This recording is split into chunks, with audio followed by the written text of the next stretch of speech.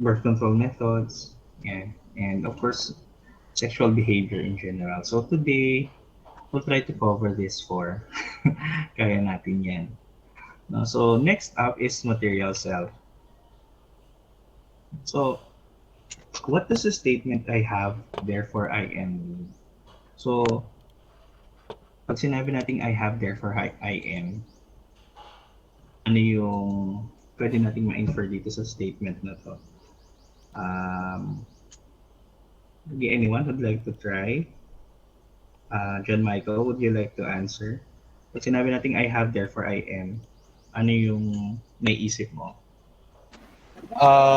Ang naisip ko kapag I have, therefore I am, is kung anong meron ka is yun ka mismo. Yun nga, yung appearance mo, if yung suot mo is yung stereotyping na to generally, yung naisip ko. Kapag yung suot mo is naka gold na necklace, may diamond ring, ganon. Ang naisip ko, siyempre yung tingin sa'yo ng ibang tao, mayaman ka.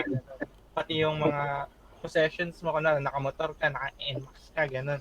Isipin nila ganon. You can afford to get those things. Accomplished person. Nagkakaroon tayo ng stereotyping. Ganon. Okay, thank you, John Michael. So that's correct. No, usually a lot of people gauge us based on what we have, and sometimes even ourselves. No, parang, uy, meron na akong iPhone, eh, social na ako, ganyan. O kaya meron na akong bahay, kotse. So may dagdag yan sa value sa sarili ko. So tama yun. No? Usually these are stereotypical na mga na statement, no? So yung kanilang uh, self-worth ay nakabase sa kung anong meron sila. So, sa conception ng material self, no, according to William James, ang material self natin ay may kinalaman sa tangible objects. Well, sa totoo lang, kasama din yung people or places that carry the designation of my or mine acts. So, yan na. So, parang, if you feel like people are related to you or somehow they are yours, no? Kasama siya sa material self. Also, material self refers to anything that you feel like you have emotional attachment to. So like things, person, and experiences, yan. So kasama siya lahat sa material self. So meron kang connection. No? So kasama siya sa material self.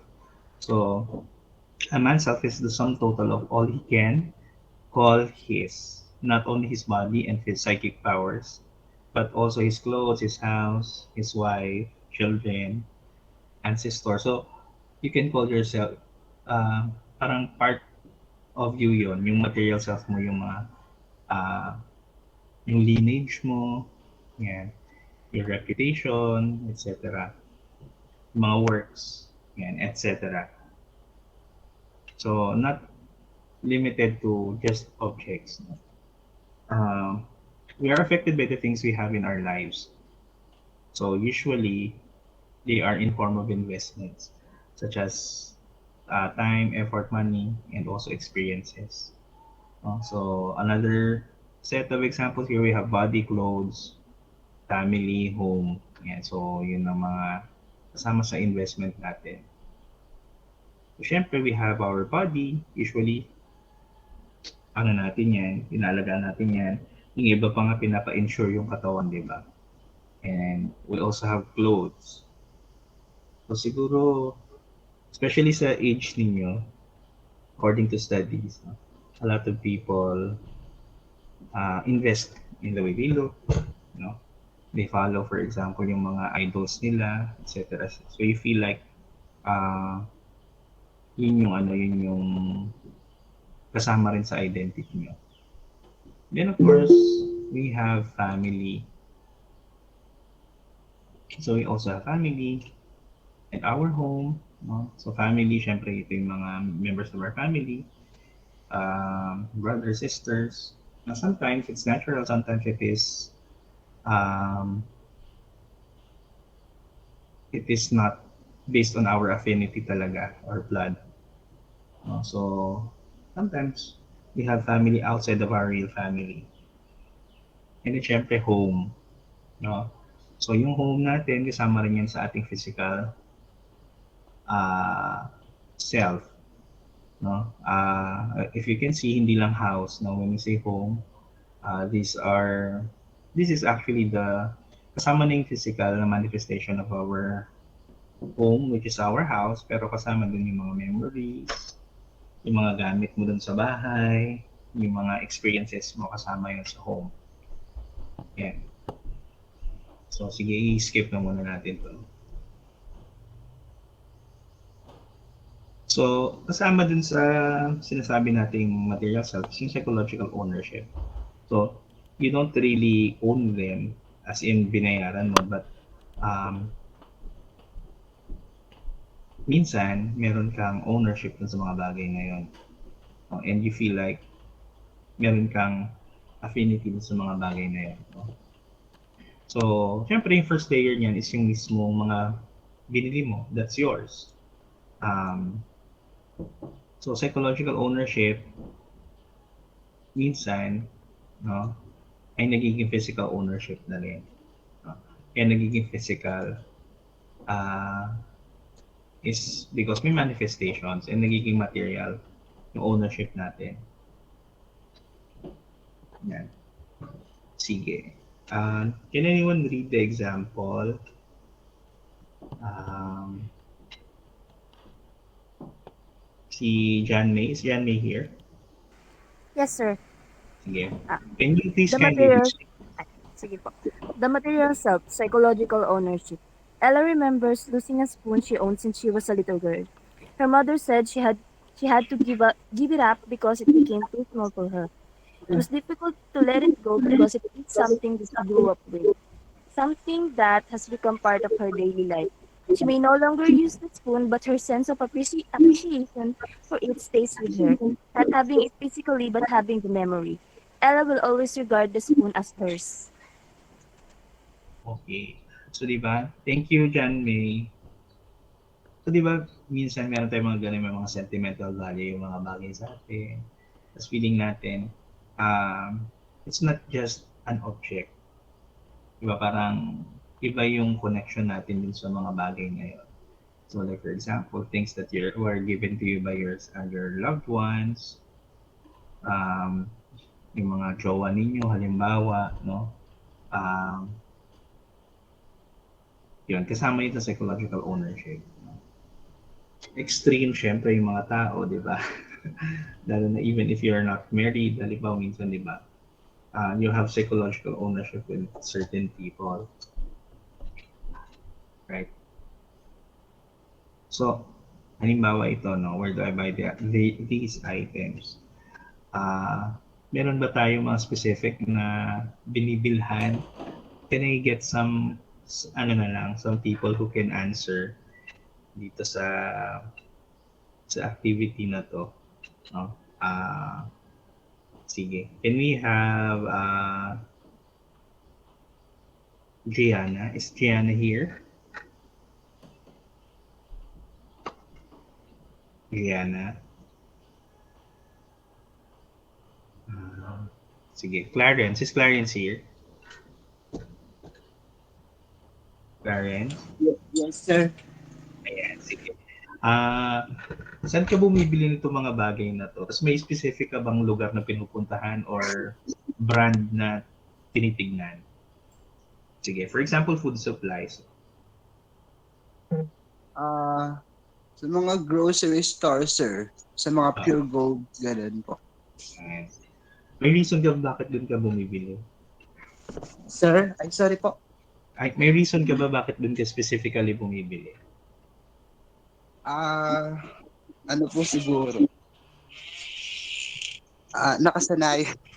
Doon po, doon po nag-start na, doon po kami nasanay na bumili. Okay. How about clothes? Clothes naman. Minsan po sa mga bargains lang, minsan naman sa mga clothes store, sa mga clothing store po. Okay. How about gadgets naman? Kami po yung medyo ano sa gadgets. Ako po medyo maarte sa gadgets sa mga malls sa Nag-iinvest mga talaga. sa mga ano po talaga. Ah, ano sa mga gadget store po talaga. And, sige, wag na yung miscellaneous items. Thank you. Thank you po. Thank you, Clarence. Sige, can we have one more? Is Catherine here? Dito ba si Catherine? Yes po. Ayan. Same question. Saan kayo bumibili ng food supplies? Or ikaw ba yung bumibili ng food supplies mo sa bahay? Minsan po. Saan kayo nabibili? Sa ano po, sa wholesale store po. Sorry? Wholesale store po. Okay. How about clothes? CN po. Saan? CN po. Okay. Ano? Sorry. CN po. In? Tama? Opo. Okay. How about gadgets naman? Sa mga mall po, pag yung sa mga talaga pong nagbebenta po ng gadget. Okay. Ayan. Thank you, Catherine. So, yan. So, di ba like, meron kasi tayong mga ano meron tayong mga reasons why we buy from them, di ba? For example, may mga kaibigan ako na namimili sila sa SNR lang. Sa SNR. Saan ba? So, meron talaga, no? Tapos minsan nagbibiroan, uy, yan ba yan? Ayoko dyan bumili kung mahirap yan. Or parang, hindi maganda yung quality dyan. So, yung mga ganyan, di ba? So, even with clothes, no? Some people would only buy sa mga luxury brands. Yung iba naman, practical. For example, once or twice lang nila gagamitin, sa ukay na lang kami bibili, ganyan. Ako, maukay ako sobra. Saya kaya. Tapos, for some, they go for quality. But of course, hindi naman natin maano. Yung talagang gusto nila. They buy relatively expensive clothes. Pero, hindi sila masyadong bibili. Parang staple na clothes nila yan. Same is true with gadgets. Yung iba, but I can see most of the answers, no, ay nag-i-invest din sa gadgets or gusto nila merong warranty. Yan. So, kaya doon sila sa mga stalls mismo bumibili. So, going there, no, meron tayong tinatawag na consumer culture. Yan. So, tingnan natin yung example natin about a millennial. Actually, kayo Gen Z kayo, pero sige. Let's look into the case of Miguel. Okay, anyone who'd like to read? Si Is Ismael here? Ismael? Dito ka ba? Sige, kung wala si Daisy na lang. Daisy, ang Hi, very, sir. very active nating reciter. Sige. Sige, go ahead, Daisy. Good morning, sir. Okay. Consumer culture. Miguel is tech-savvy millennial. He has a good paying job in an information technology company. He's always updated on latest gadgets released to the market. He can afford them and consider the following when deciding on purchasing. Online view reviews from respected industry bloggers, articles comparing and construct, contrasting the spec of the gadgets he's considering to buy, payment option for cash payment, credit card, or personal loans are available. So, yeah. Thank you, Daisy. So, di ba sa consumer culture, no, meron tayong mga considerations, no, when we buy things. Kaya siya tinawag na culture, it's because there are certain groups of people who have um, uh, similar views, no? Particularly yung kanilang mga attitudes towards buying, what to buy, no? Why you're buying it. Um, And most of the time, yun nga, but not all the time, no? What we consume and why we consume them ay may kinalaman sa ating status in society. No? So if you can afford it, you can live with it. Without purchasing power, we cannot experience it. So like for example, yung kanina, no? Before siya magbibili, ang dami niya munang konsiderasyon. Yung mga tech reviews, yung mga payment options, etc. So, and there's nothing wrong with that, di ba? So, kasama talaga yan sa ating consumer culture. No? So, ito yung mga characteristics ni Miguel as a millennial, no? And tech professional. Dahil siya tech professional, tinitignan niya muna yung specifications, diba? Nagtitingin siya ng online review, hindi siya madali nagpapauto sa mga salesperson. Grabe, no? Kasi pag pupunta ka ng mall, halimbawa kulang ka sa attention, pumunta ka lang sa cyber zone. Magkakaguluhan ka nila doon. No? So yun, kasama yun sa mga considerations niya being who he is. No? Yan. So dahil may good paying job siya, pwede naman siyang bumili ng up to date na gadget. No? And dahil meron siyang good paying job. But yun nga, not everyone is like Miguel and not everyone can have the payment options he is offered. No? Kasi usually yung binibigyan lang ng option to have flexible payments, yung mga may kakaya ng magbayad. Some people are not eligible to be granted a credit card or personal loan because they may not have certain requirements based on the proof of income. So, merong ganun eh. Like, halimbawa, hulugan yung option, pero may condition, kailangan ganito yung sweldo mo so that we can ensure na pwede ka. No? So, yung consumer culture, most of the time ay merong kinalaman sa ating purchasing power, di ba? The way you buy things, the way you select what to wear, everything, no? Ay may kinalaman sa ating purchasing power. And yun, that's how consumerism happens, di ba? Yun.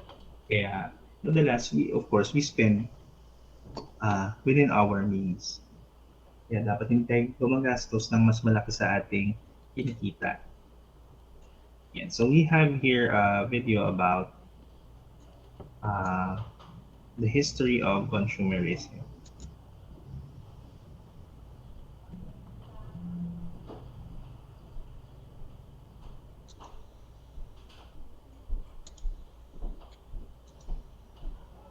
If you want to achieve better results, make a great impression, and save time at work, you should get Grammarly.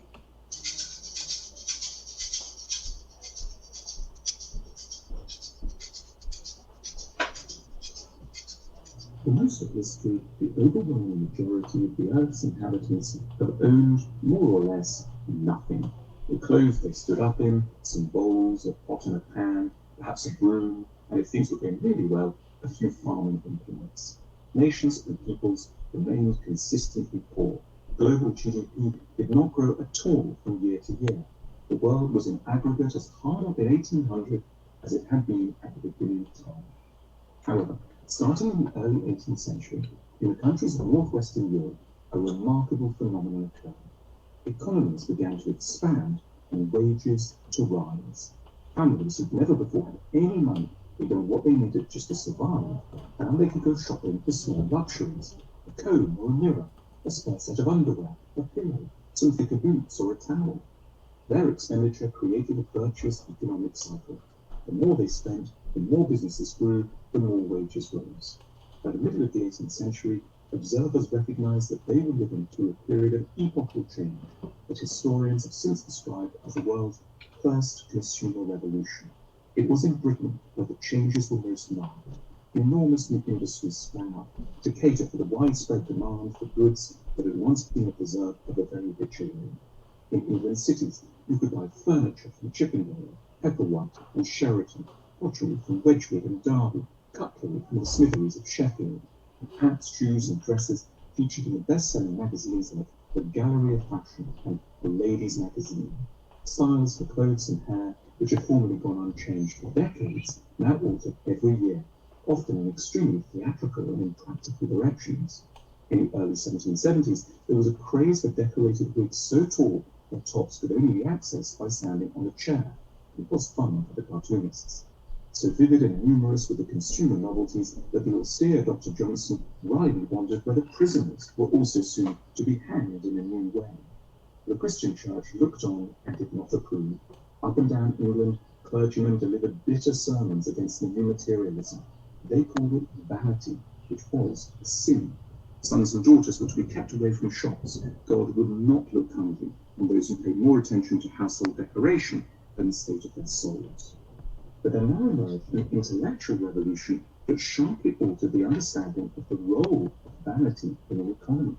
In 1723, a London physician called Bernard Mandeville published an economic tract titled Fable of the Bees, which proposed that, contrary to centuries of religious and moral thinking, what made countries rich, and therefore safe, honest, generous, spirited, and strong, was a very minor, unelevated, and apparently undignified activity: shopping for pleasure.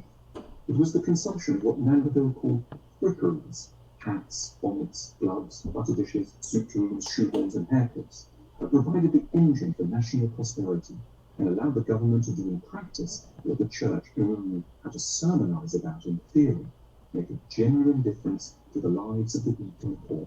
The only way to generate wealth, argued Mandeville, was to ensure high demand for absurd and unnecessary things. But of course, no one needed embroidered handbags, silk-lined slippers, or ice creams, but it was a blessing that they could be prompted by fashion to want them. For on the back of demand for such trifles, workshops could be built, apprentices trained, and hospitals funded. Mandeville shocked his audience with the starkness of the choice he placed before them. A nation could either be very high-minded, spiritually elevated, intellectually refined, and dirt poor, or a slave to luxury and idle consumption, and very rich. Mandeville's dark thesis went on to convince almost all the great Anglophone economists and political thinkers of the 18th century. There were nevertheless some occasional departures from the economic orthodoxy. One of the most spirited and impassioned voices was that of Switzerland's greatest philosopher, Jean-Jacques Rousseau. Shocked by the impact of the consumer revolution on the manners and atmosphere of his native Geneva, he called for a return to a simple, older way of life, of the sort he had experienced in Alpine villages or read about in travellers' accounts of the native tribes of North America. In the remote corners of Appenzell or the vast forests of Missouri, there was, blessedly, no concern for fashion and no one-upmanship around hair extensions.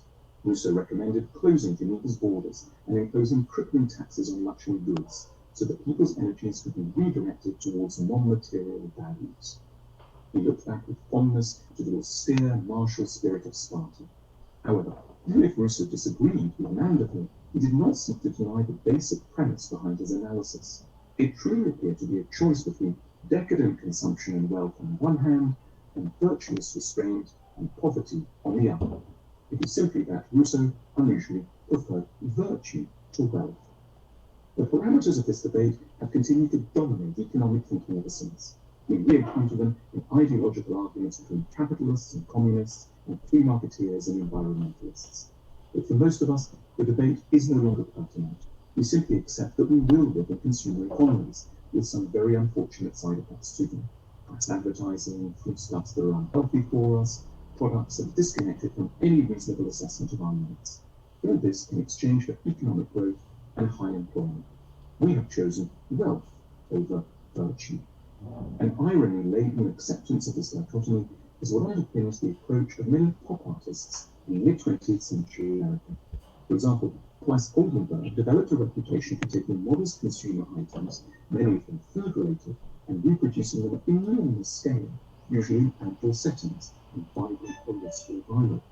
In city squares where one might once have expected to find statues in honor of political leaders or religious saints, one now came across outsized hamburgers, giant cheesecakes, huge fries that with ketchup, or perhaps Oldenburg's most famous work, a 12-meter high stainless steel inverted ice cream cone. Oldenburg's vast versions of small things playfully directed our attention to the peculiar dependence of modern economies on the mass consumption of what are, in human terms, some deeply negligible products. Yet the scale of Oldenburg's objects was only superficially absurd, because it rather precisely reflected their actual importance in our collective economic destinies. Nevertheless, as Oldenburg seemed to concede, it was peculiar to be living in a civilization founded on the back of buns and sweetened tomato paste. The bathos hinted at by the deflated, detumescent appearance of many giant burgers, hot dogs, and pizzas. The real question that's rarely been asked is whether there might be a way to attenuate the dispiriting choice. On the best aspects of consumerism on the one hand and high-mindedness on the other, without suffering their worst sides, moral decadence and profound poverty. Might it be possible for a society to develop that allows for consumer spending and therefore provides employment and welfare, yet of a kind directed at something other than vanities and superfluities? Might we shop for something other than honestness? In other words, might we have wealth and a degree of virtue? It is this possibility of which we find some intriguing hints in the work of Adam Smith, an 18th century economist too often read as a blunt apologist for all aspects of consumerism, but in fact one of its more subtle and visionary analysts. In his book The Wealth of Nations, published in 1776, Adam Smith seems at points willing to concede the key aspects of Mandeville's argument. Consumer societies do help the poor by providing employment based around satisfying what are often rather suboptimal purchases. Smith was as ready as other economists to mock the triviality of some consumer choices, while admiring their consequences. All those embroidered lace handkerchiefs, jewelry snuff boxes, and miniature temples made of cream for dessert, they were flippant and conceited, but they encouraged trade, created employment, and generated immense wealth, and could therefore be firmly defended on this score alone. However, Smith held out some fascinating hopes for the future. He pointed out that consumption didn't invariably have to involve the trading of frivolous things. He had seen the expansion of the Edinburgh book trade, and knew how large a market higher education might become. He understood how much wealth was being accumulated through the construction of Edinburgh's extremely handsome and noble new town. He understood that humans have higher needs that require a lot of labour and intelligence and work to fulfil, but that lie outside of capitalist enterprise as conceived of by realists like Bernard Mandeville.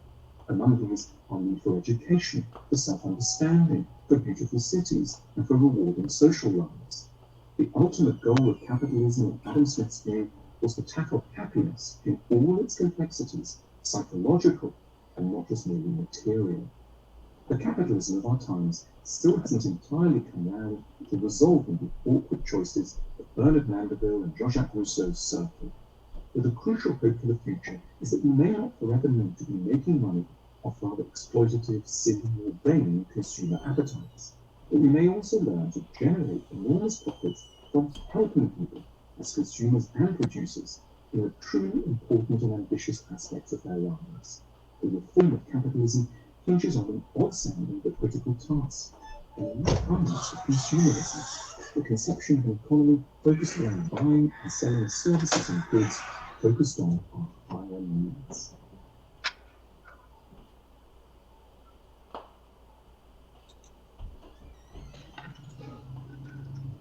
Okay. So, yeah, it's a very extensive, no,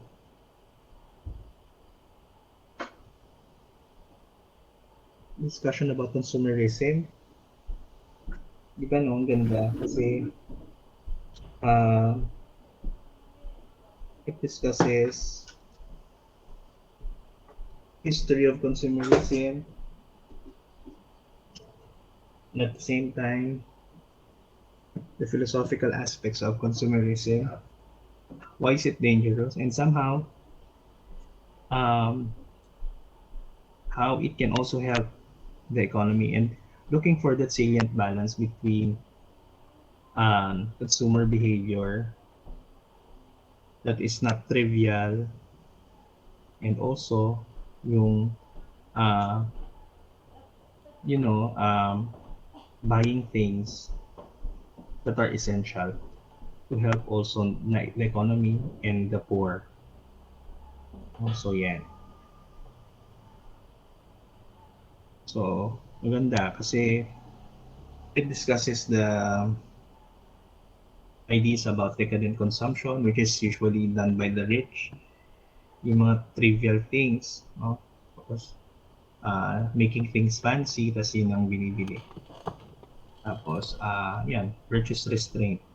Just buying what you need, what is functional, and also, yun, in effect, helping the poor, no? And also, in a capitalist society, actually in the Philippines, we are capitalist, no? Um, is it the source of happiness? The more you, sa capitalist society, economists would argue that those who have greater resources control the economy. So, is capitalism the source of happiness? And yun, vanity, uh, as identified uh, in the Middle Ages, no? It's a sin, and yun yung excesses, no? It sometimes it hurts the economy. And syempre, the reform of capitalism to address higher needs. So, ayan, no? Yung mga actions that actually identified um, the need to reform capitalist society. Ayan. Yun yung mga na-discuss natin through the video. No, maganda din sila Adam Smith, which are people who are really instrumental in economics. No? Sige. Yan. Sige, wag na muna yan. I'll just choose one major activity for each material self. No? And then, of course, we have advertising and mass media. So, most of the time, yung mga tinatawag na created needs or parang hindi naman natin siya kailangan pero dahil nakita natin, uy, uso or ay, in-endorse ng ng Katniel o kaya ng BTS halimbawa, uy, bibilin ko yan.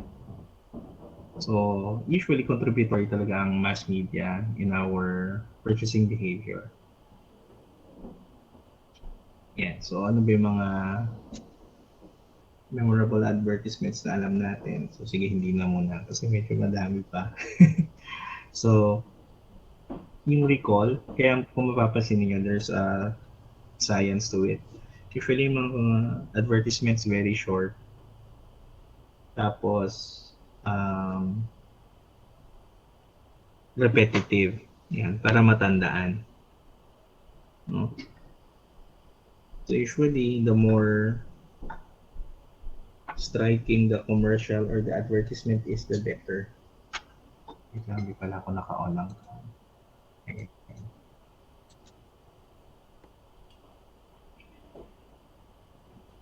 Yeah. So, itong group activity, wag na muna.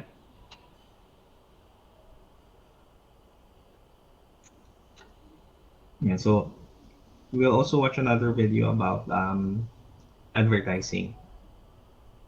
So, si Tori Flower to, hindi Tony Fowler. Si Tori Flower na he will be talking about consumer behavior in this TED Ed video. So, yeah.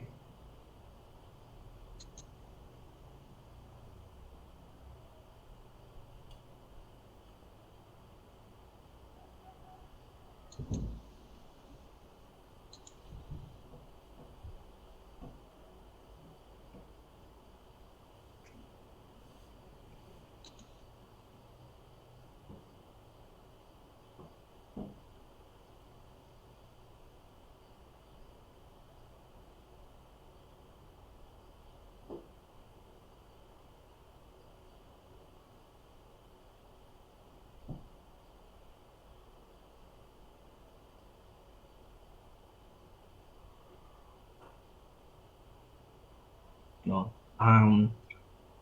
What's good about the video is that it answers the question in our previous video, what we can do, no? And medyo modern yung approach niya to bridge yung need natin to buy things and at the same time um, uh, help our economy. No? Yeah, so after watching this, no, I guess this is the one that I will be asking you to do things. I to do for material self, itong 600 word essay. No? But if you know me, mas gusto ko na maging creative kayo dito. Baka pwedeng uh, essay with photos, no? So you include the pictures of your favorite things and what they say about you. No? So, ito yung papagawa ko for material self. So as conclusion, material self refers to everything that we consider ours. Material in self-investment starts with our bodies, clothes, families, and homes. The psychology of ownership is psychologically owning something, no? And culture of consumerism mostly are related to people's values, attitudes, behaviors. Advertising and mass media usually creates needs, no? Um, may bagong ganito, may bagong ganyan. Yung media, usually advertising, isa sa mga nakaka-affect sa atin. Ultimately, it's important to look not only what we want to buy, but also what's good for us when we're trying to improve our material self. Okay, so we're done with material self. Any questions? Or can I have some takeaways? Any takeaways from our uh, discussion? Can we have James?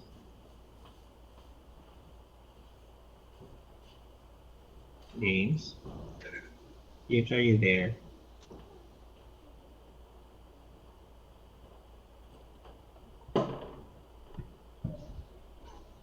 Si James.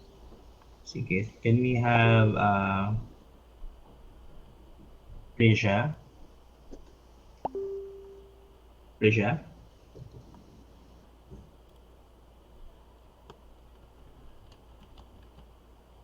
Reja? Reja.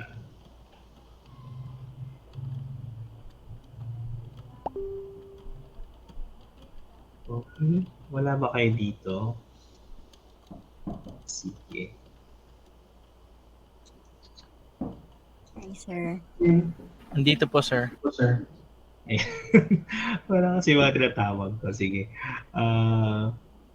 Si Carla. Is Carla here?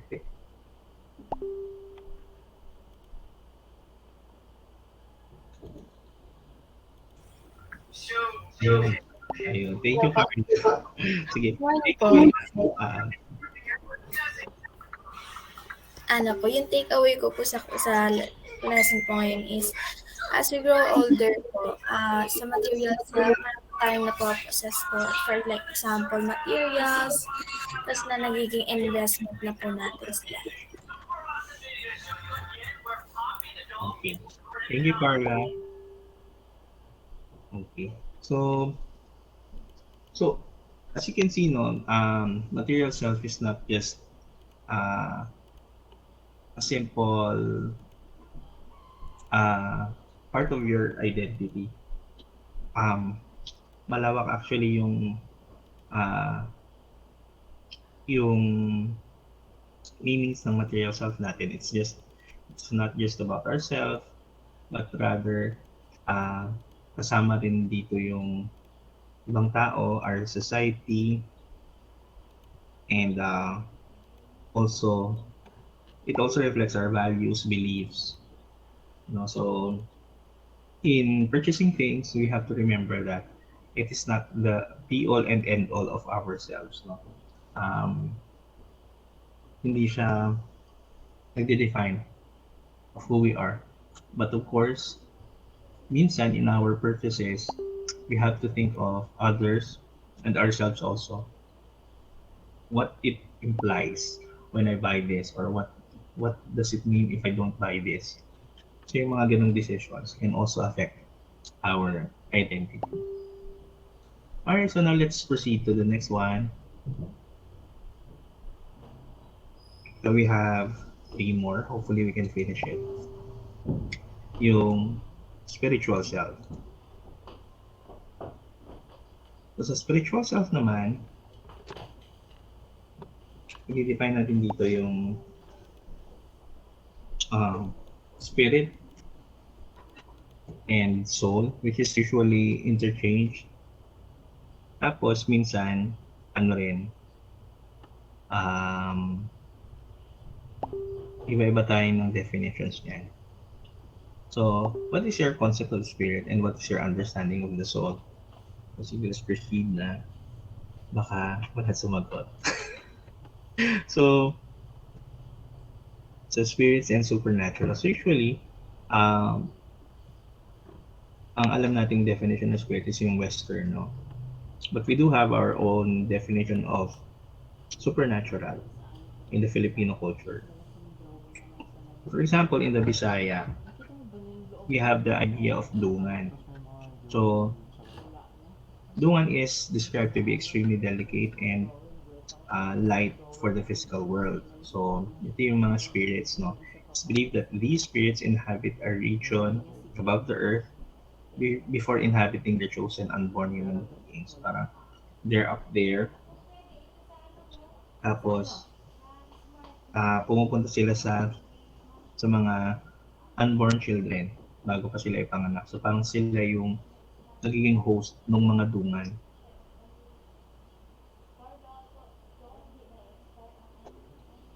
So, sa Bisaya, yung sa dungan nga, no, when they get sick, yung dungan, umaalis muna sila dun sa body, no? And when they die, umaalis din yung dungan permanently. So, babalik sila doon sa region kung saan sila nanggaling. And then, babalik sila doon sa bagong katawan. No? So, parang, it's a different form of reincarnation. So, parang gano'n, ano. So, yun yung idea ng spirits ng mga Bisaya. Sa Ilonggo naman, ang dungan naman, ay ito very interesting, no? Although may western ano rin to, may western origins din. Sinasabi na yung dungan ay nagmamanifest sa ibang mga objects. Kasi nga spirit sila, di ba? So, pwede sa mga objects, lalo ay sa mga insects, lalo na yung mga butterflies. Ganyan. Kaya, pag nakakita tayo ng butterfly, di ba? Sasabi natin, baka spirito yan ng ating kakilala. Then for Ilonggo naman, sinasabi na kapag natutulog tayo, umaalis yung ating dungan. So, yun. Tapos, pag nagigising na tayo, bumabalik siya. So, we have a very interesting and very fun video to watch. Ito yung Very Filipino by Mikey Bustos. I'm sure you know him somewhere. So sige, panoorin natin si Mikey Bustos.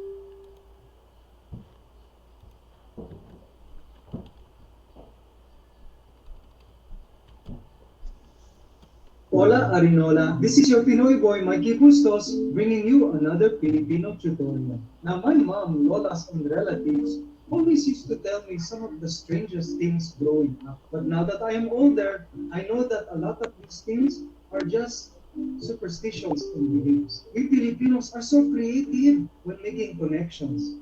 For instance, did you notice that most of my videos include a bird in some way? I am Mars. I love to keep a note of penguin. We Filipinos always think ahead. It's because birds fly high and make a lot of noise, just like my videos. It's good luck. And so, ladies and gents, this tutorial is about Filipino superstitions and beliefs. Let us start at the beginning of the year that is. We Filipinos believe that you have to wear polka dots or circles and also display 12 brown fruits in the house. They say it leads to prosperity. Now, Filipinos also believe that at the stroke of midnight on New Year's, you have to jump so that you will grow taller. Look, every New Year I am like a frog. If this were true, I would be a basketball player by now.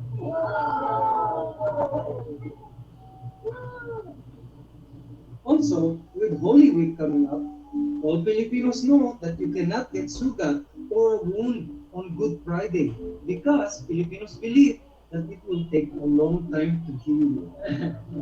The first time I heard this, I did this. Ready, ready to touch.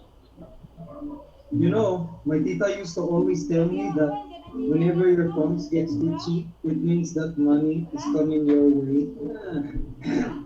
If that were the case, then any Filipino with an allergy is blessed because all they have to do is touch what they are allergic to, get itchy, and get paid. So, Michael, John, Yadan, Sumanil, Cristiano, Bastos. What in your previous job would you say is relevant work experience for this company? Well, for many years, I used to touch pussycats. Now, you know, it is always sad when a loved one of ours departs and goes to heaven. After a funeral, Filipinos cannot go home right away. We do what is called pagpag, and we go eat somewhere or stop by somewhere first. Because it is said that if you go home right away after the funeral, a ghost will follow you. You know, if that were true, I would just go to my enemy's house and give him a gift to say sorry and secretly drop off the ghost there. Panalo, you know, in the Philippines, you really have to watch where you point with your finger. You cannot just point at a tree, a mound, a mountain, a landmark. Actually, in the province, you cannot point anywhere. Filipinos believe that there are spirits or duende, also known as goblins or dwarfs, that will get angry if you point at their house. In fact, that's probably why we Filipinos point with our lips like this. And we say tabi-tabi po so we don't anger the duende. You know, last month in the province, I took a selfie pointing at a big tree. But then my mom told me to bite my finger because it might anger the duende. And to my surprise, I actually got sick and got a sore throat. And guess what my mom said? It's because the duende were mad at you. Do not you know how powerful the duende is, Michael? Here, gargle some of this to kill the bacteria in your throat so that you will be better. I'm also making salabat na. All right, let's get our facts straight, okay? First of all, there's no such thing as a duende. And second, call me a nerd, but 85% of sore throats are caused by viruses, not bacteria. And that's why you need to use betadine gargle, because it kills viruses and bacteria and fungi. And third, there's no such thing as a duende. Okay, let's move on. You know what I said? I said, Mommy, I will prove you wrong. Tomorrow I will go to that tree, point at it like crazy, and then gargle with this betadine and watch. I will be fine. Nothing will happen to me. And I did yesterday.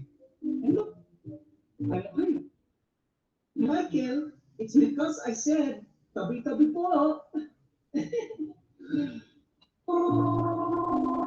We Filipinos have so many beliefs.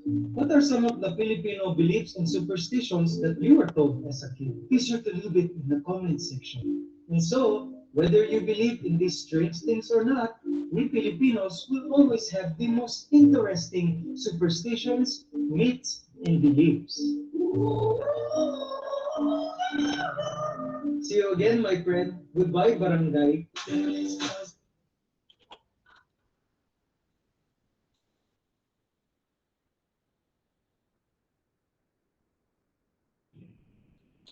Really.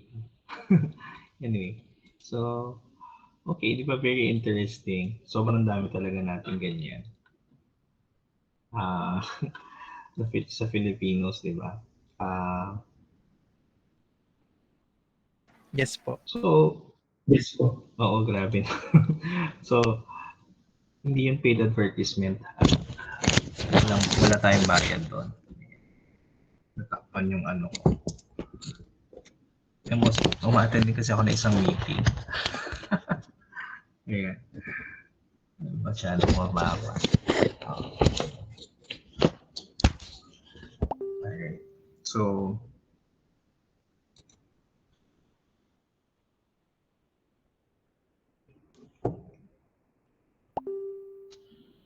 yeah. Di ba, so we have so many spiritual or supernatural beliefs. And sobrang absurd ng iba. Pero yung iba, pinaniwalaan natin. So all of those have spiritual or supernatural origins talaga. So, tayo bilang Filipinos, kasama rin sa identity natin. But of course, yung iba dyan, hindi na talaga natin sinusunod. So, yung iba, pina-follow pa rin kasi parang wala naman na mawawala. But for some, they don't follow them at all anymore. Kasi kasama doon yan sa identity natin bilang Filipinos. So, for some, or for many of us, sinusunod na lang siya. Ay, alam na lang natin siya or we know of it, pero hindi na natin sinusunod. Yeah. So, just like me, lahat ng superstitious beliefs, kabaliktaran yung ginagawa ko. Yeah, kasi, di ba, some of them talaga that doesn't make sense. Yeah. So we also have rituals, no, which are symbolic expressions and acts performed in respect of spiritual and sacred laws. So ano ba yung mga rituals na alam niyo or ginagawa ninyo? For example, during New Year o kaya uh, November 1, yan. Yun po. Yan. Nagsisindi ng kandila. Ayan, nagsisindi ng kandila. Lalo na pag di kayo makapunta doon sa puntod mismo, di ba? Who's this? Sorry? Nolasco po. Ayan, thank you, Mr. Nolasco. So, other rituals ang ginagawa ninyo?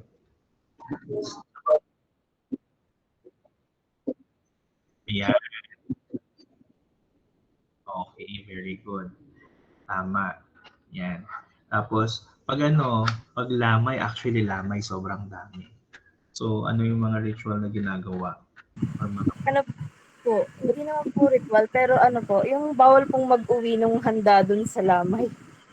Ayan. So, yung mga practices natin, yung bawal mag-uwi ng handa. Di ba? Ang dami, di ba? Tapos, yung pinaka-weird na ano ko dyan is yung mga bata. Ano, tawag dyan? Ano ang tawag dun? Yung tinatawid dun sa tinatawid dun sa bangkay. Para daw, tama ba? Para hindi sumunod. Para maputol agad yung ano, yung death. Yeah, so yun. So di ba sobrang dami sa Philippines. Tapos alam nyo yung mga foreigner, sobrang amazed sila. Kasi pag pumunta sila sa mga churches sa Philippines, merong ano, parang Parang it's interesting kasi ito sa church pero yung mga mga mystic practices nasa likod, nasa labas. As it is allowed, di ba? Di ba sa Quiapo, di ba? Ang dami ng mga amulet, etc. So, very interesting. So, ang dami rin nating rituals about meals, friendship, di ba? Marriage, lalo na sa death. No? So, lahat yan may kinalaman sa ating culture and sa ating pagka-Filipino. So, yan. So, this one, siguro ipapanood ko na rin to individually. No? This is a very good documentary. I don't know if you've seen this. This is a video made by sino ang asawa ni Ann Curtis? Sila? Si Erwan Yusuf po. Sa ano ba yan? Sorry.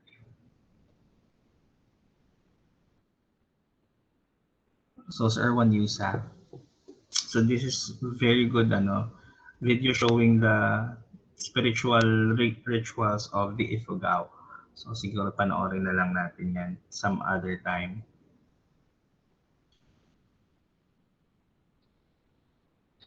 Yeah, so for discussion na lang and you can watch it individually. It's a very good documentary. Yeah, so wag na, hindi ko na kayo papahirapan. Yeah. So we're done with that, no? And according to William James naman, it's intimate and subjective. Kaya di ba?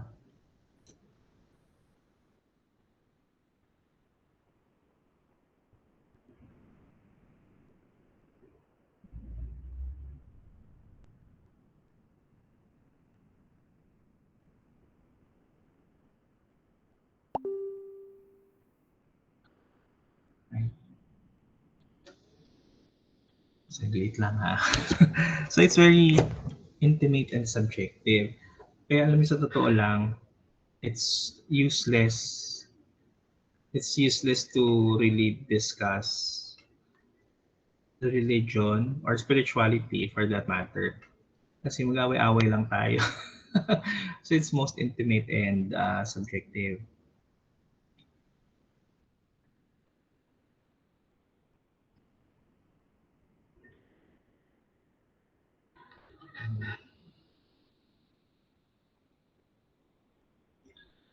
Yeah. So, di ba very subjective siya? Yung spiritual experience natin, madalas, mahirap natin siyang explain sa ibang tao. No? Parang hindi nila yung magigets. No? So, our spirit, according to William James, is also known as our ego. So, our spirit is the ability to think for ourselves, no? As thinkers. So also, our spirit enables us to engage in morality, sensibility, and consciousness. So when you operate on your spirit, makaka-connect ka dito sa mga aspects na to. We're able to also establish different beliefs, practices, and religions in the aim of finding the meaning of life. Yeah. So the meaning of life, if we find it or if we do it, it satisfies our spiritual self. So another psychologist, si Viktor Frankl, no, inintroduce naman niya yung logotherapy. So sa logotherapy, ang goal nito is talaga to search for the meaning of life, to get motivated, no. So search for meaning. And yun yung for them, yun yung spiritual, no.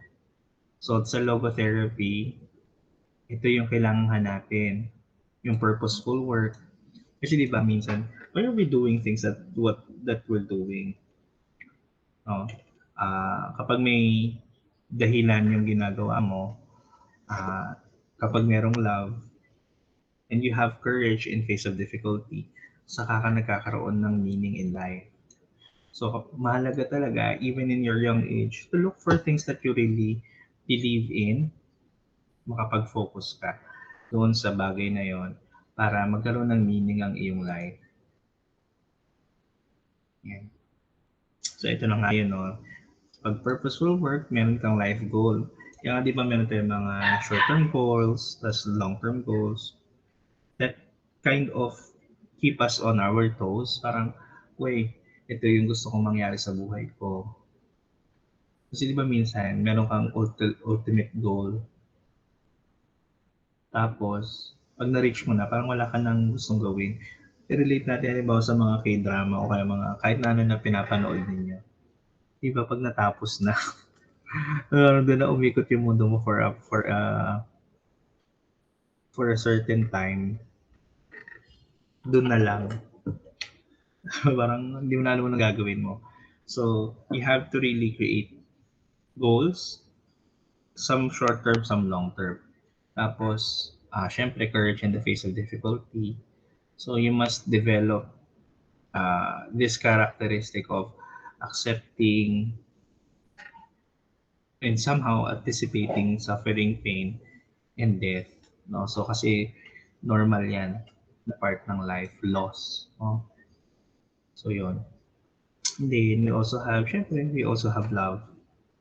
So, yung love is uh, accepting a person and to uh, so usually ganun yung definition natin ng love, accepting people for who they are, and generally the meaning of life is to love. Yan. Minsan iba-iba tayong definition of love, but loving someone is accepting all of them, including their flaws, etc.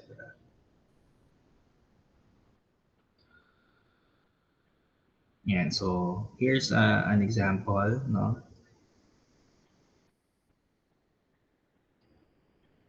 Yan, si Marisa is a 27-year-old single woman. She has been very focused in her career and has had not time to date.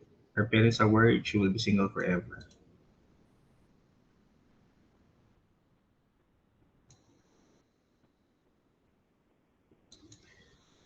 However, she doesn't feel the same. She feels no pressure on marriage.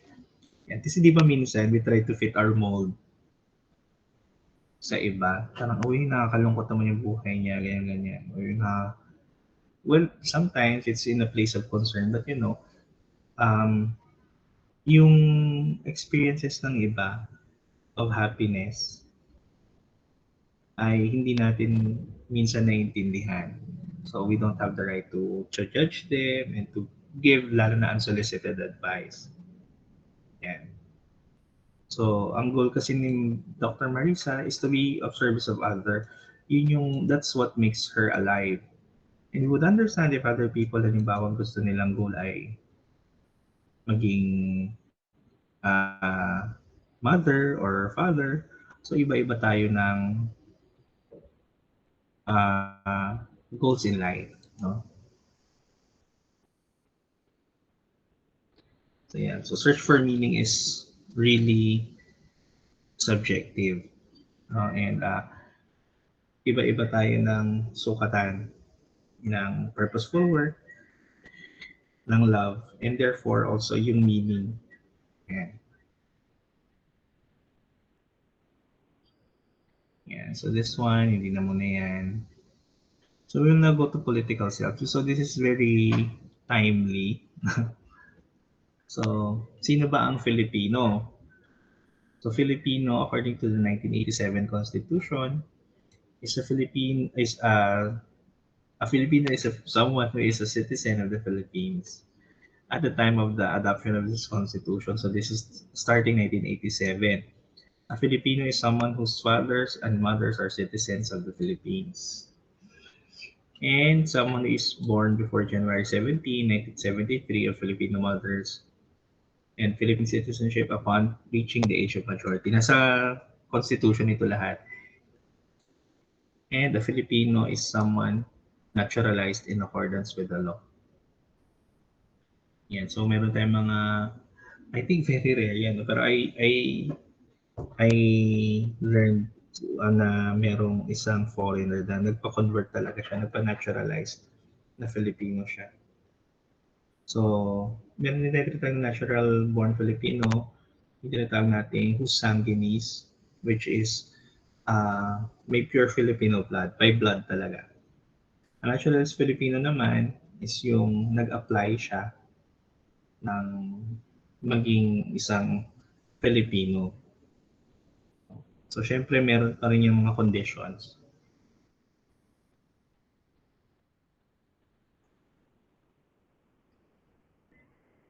So, si Henry C., for example, no, the SM mogul, full-blooded Chinese siya, pero nagpa-naturalized siya.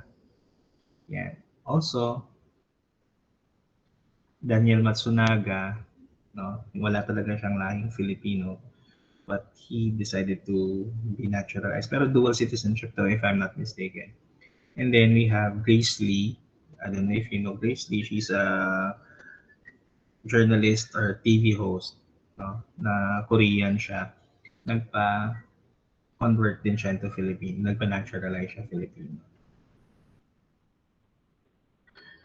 So, technical yung Filipino, definition ng Filipino natin sa Constitution. Pero, di ba, meron tayong mga ibang mga informal ways to identify whether someone is a Filipino. So, yan. Ito, very witty na video natin about who is a Filipino. No? Yung mga practices na kadalasan Filipino lang ang gumagawa. So, this is a human meter video.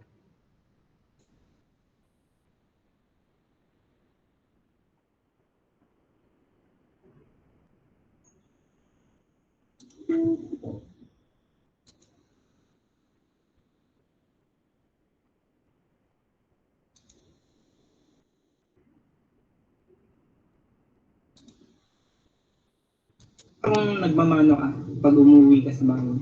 Pili ka kung ginagamit mo yung muso mo panturo sa direksyon hanggang tao.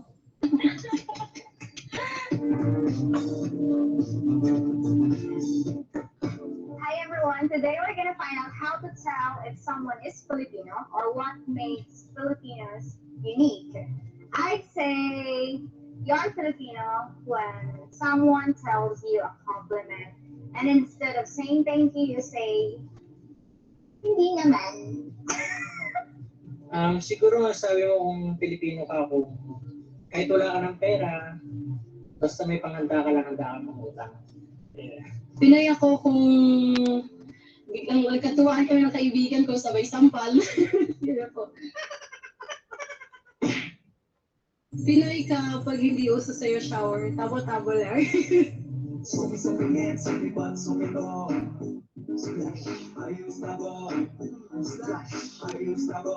Pinoy ka kung nagmamano ka pag umuwi ka sa bahay. Pinoy ka kung iniwan mo yung sinelas sa labas ng bahay. Dahil magagalit yung nanay mo.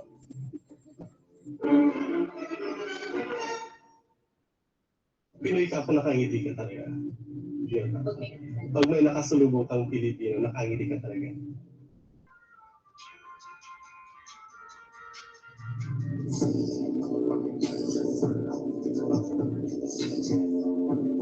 Pilipino ka kung may mga bagong kubyetos ka sa bahay, tapos ilalabas ng nanay mo pag may mga bisita ka lang. Hindi naman ginagamit. Oo, hindi naman ginagamit. Pili ka kung ginagamit mo yung muso mo panturo sa direksyon hanggang tao. No! God, please, no! No! Pinoy ka kung pansit ang handa mo sa mga birthdays. Hindi nawawala yung pansit. Laging may pansit. Pinoy ka kung mahilig kang tumawag ng, oy.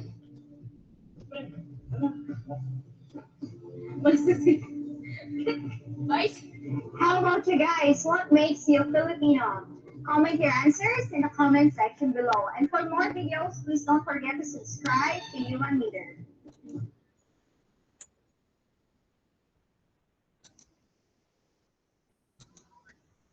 Okay. Pwede pa kayo magdagdag? Ano yung Filipino characteristic? Ako, sir. Yes, Jenny. Pag ano po, pag gumagamit po ng po and opo.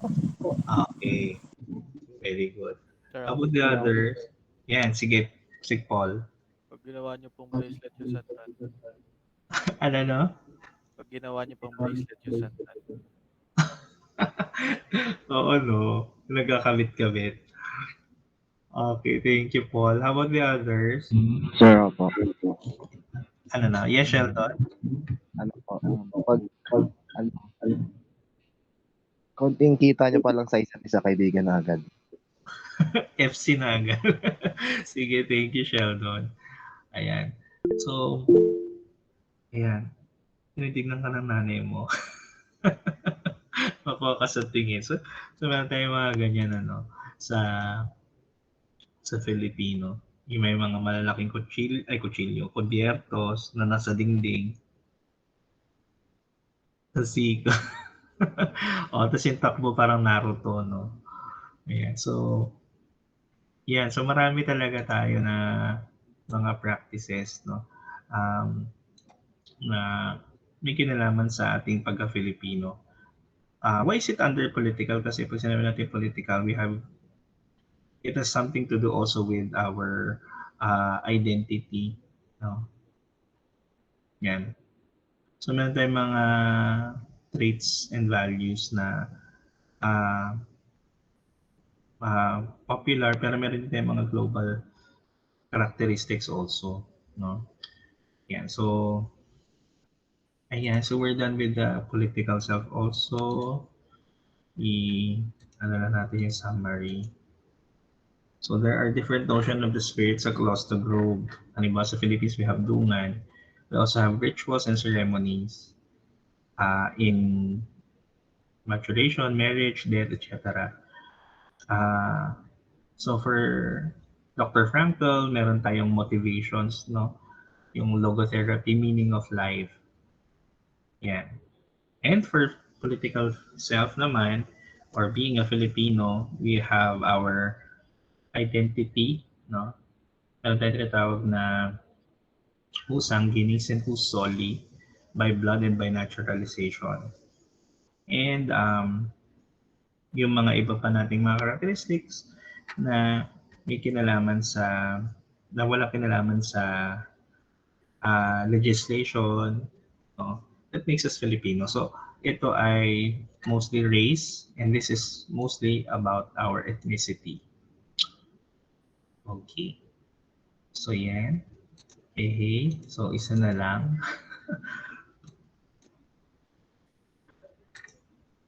Ay, nakashare pala.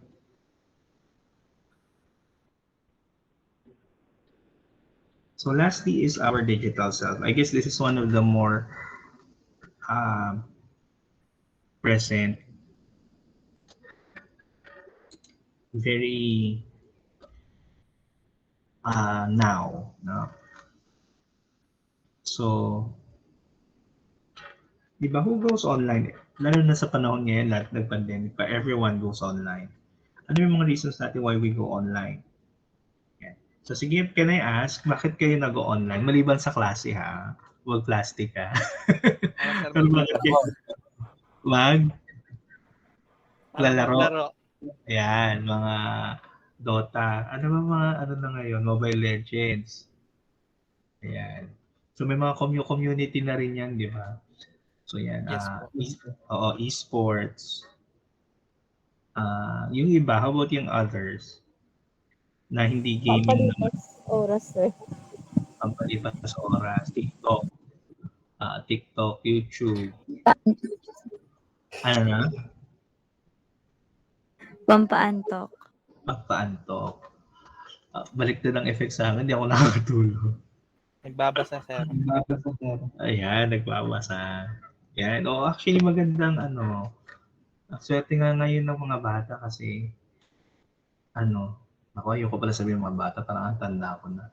Pero di ba swerte ng mga generation ngayon, no? Talagang at the tip of your fingertips talaga. At the tip of your fingers. Tip of your fingertips. Kapag lahat ng pwede halos nasa online na. Yan. Other reasons why you go online. Makipaglandian, ako pa plastic nyo ha. O yun, makipag-usap sa friends sa ibang lugar, ganon. Mga Oo, di ba? nang-i-stalk ka nun, sir. Ay, nang-i-stalk. Kaya gusto Ang ko. stalk ng crush. Ano ha? Stalking, legal stalking naman. Parang pangit yung definition ng stalking. Pero yan, di ba? Halos lahat ng tao ngayon online na. And saying that, di ba parang may online identity tayo talaga na parang may pinoproject tayong image online.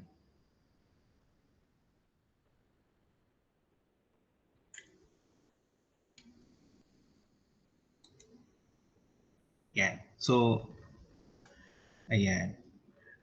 User ID. Ano yung user ID na ginagamit niyo or yung handles ninyo, for example?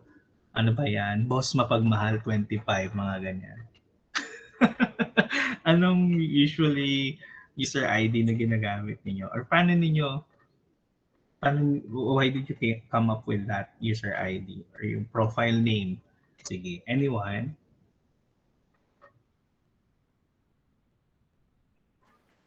Ako po, sir. Yes. Ano, hindi Boss Mapagmahal yan ha?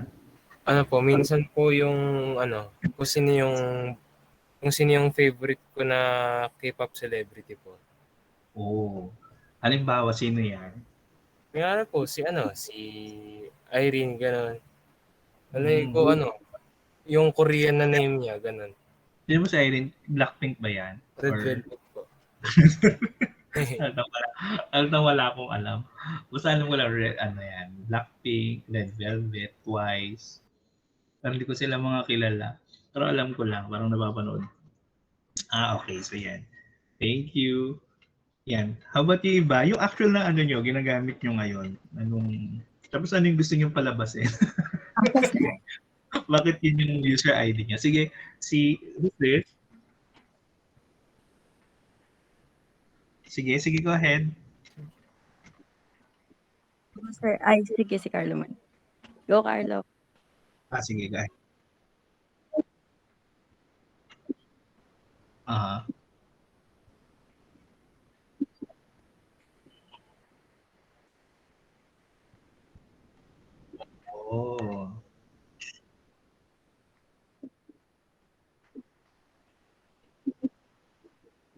Oh, very interesting. At saka magandang magandang starting point ng conversation.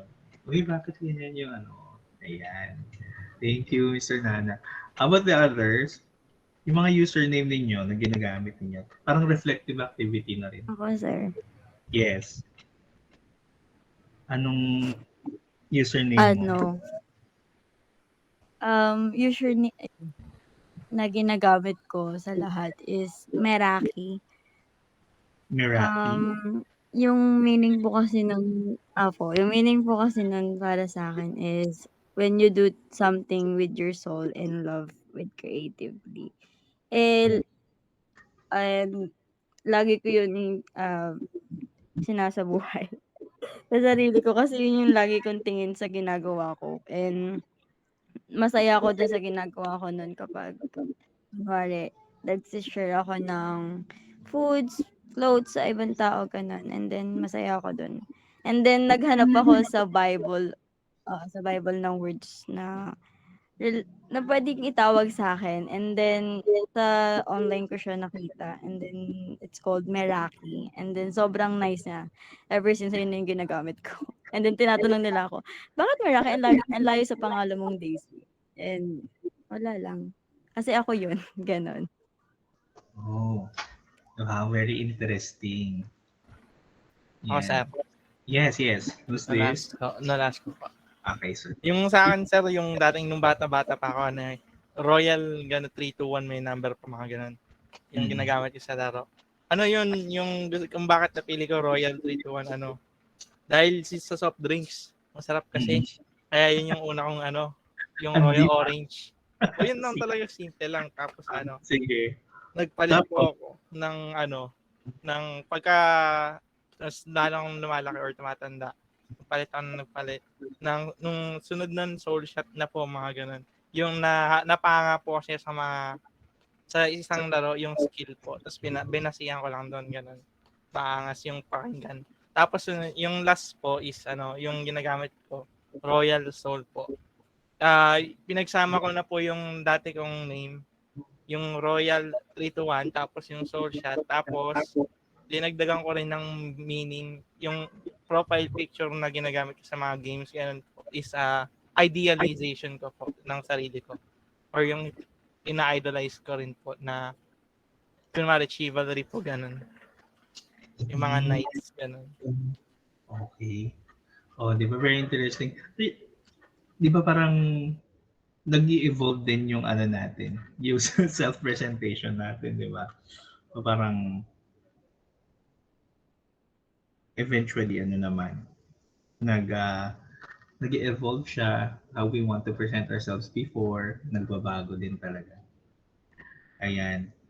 Akala ko royal kasi naalala ko sa TikTok, di ba nauso yung mga royal para dumami yung dumami yung ah followers. Yan. Pero anyway, so yan. Hindi ko na alam eh. Alam ko may mga characters din sila sa online gaming na yan yung mga ginagamit nilang mga avatars or profile photo.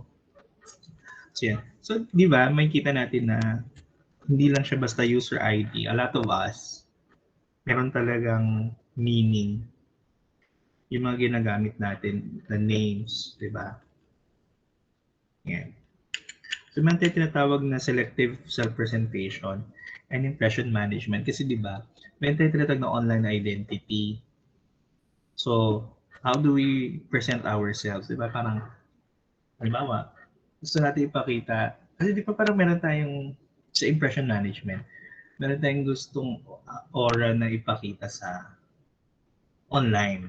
Lalo na sa social media, di ba, parang, we want to project ourselves na tayo ay matalino, halimbawa, mga pinapost natin, karamihan ay tungkol sa achievements natin or yung mga ginagawa natin halimbawa, no? That we're achievers o kaya gusto natin pakita sa iba na cool tayo. Which is I think lahat naman tayo may ganong layer, di ba? O kaya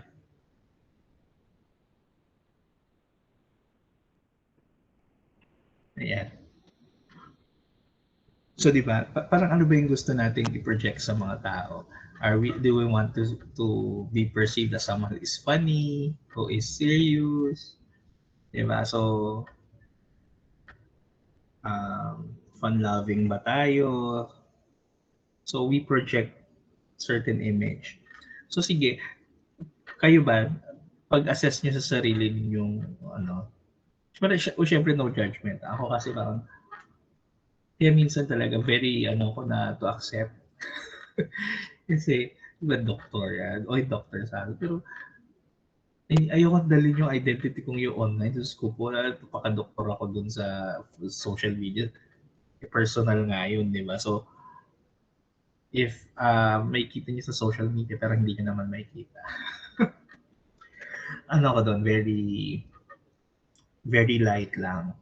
Madalas ako mag-joke, mag-quote ako yung mga post ko, kung sasabihin ng iba na professional yung pagkakalala sa akin. However, hindi pang doktor naman yung mga pinopost. But, that's how I want my social media to be. Parang, light lang, nakakatawa lang, no? Basta what I feel to post. Yan. How about the others? Kayo, ano ba yung usually activity ninyo and ano yung online identity ninyo? Can you describe anyone? Lalo na sa Facebook, Instagram, ganyan.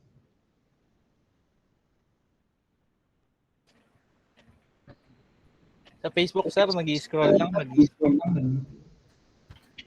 Scroll lang pala. Opo. Ako lang, sa ganun. Ang tawag doon, di ba, naglo-lurk, gano'n? Opo. Para updated sa ganun, mga might, ganun.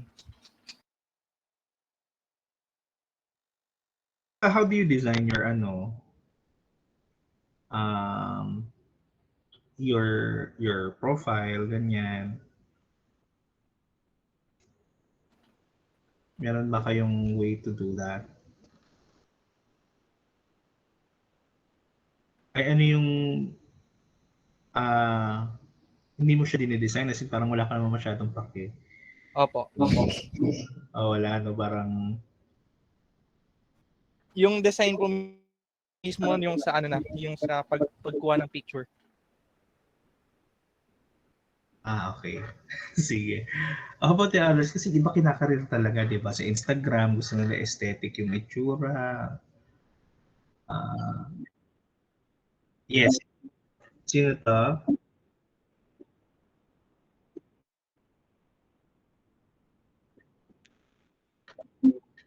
Hmm. Pero usually, ano,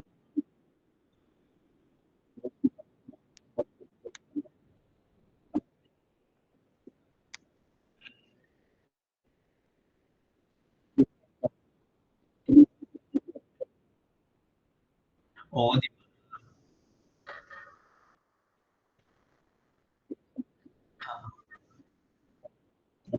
Okay naman sa okay naman sa'yo yung ganun. Parang, ano ba yan? Puro ganito na lang pinupost. Kaya hindi wala ka namang ganung feeling.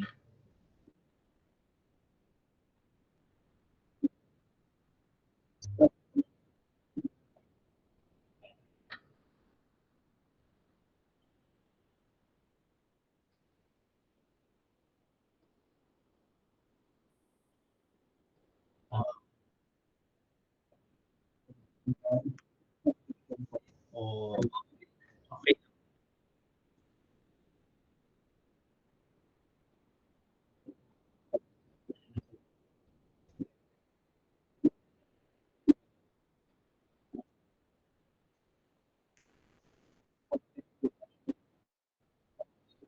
Mm.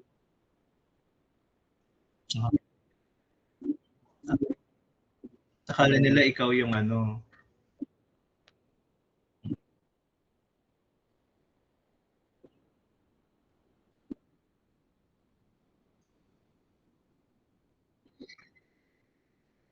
Mm.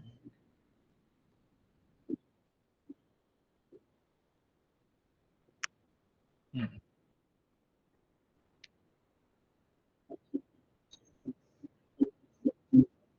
Yeah. Uy, depende sa age ano, age range niyan. Yung iba hindi mage-gets yan. Tayong mga bata gets natin yan. Joke lang.